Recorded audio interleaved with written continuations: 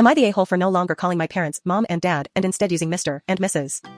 They're my F31 adoptive parents. They loved me unconditionally compared to my bio parents, but as soon as my younger sister, F28, their bio daughter, came into the picture, they started leaning towards favoring her. They still treat me well, don't get me wrong. But they have their moments, especially on holidays. For Thanksgiving, my parents wanted someone in the family to host Thanksgiving dinner because they were dealing with health problems and cannot commit. I volunteered and said that I'll gladly host dinner on Thanksgiving, but mom replied and said that my sister will do it. I asked why, and after pressuring her she said that she's the bio daughter, so technically she's family.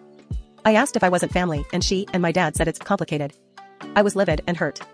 I decided that after this I will no longer be calling them mom and dad. Yes, they're nice to me, but I decided to just start calling them Mr. and Mrs. So WHE they called, I referred to them as Mr. and Mrs. When they visited I still used Mr. and Mrs. Their reaction was to just stare in confusion, but the straw was last night. We were eating dinner, and I turned to Dad and said, Mr. Clarkson, won't you pass me the salt, please? Dad looked stunned.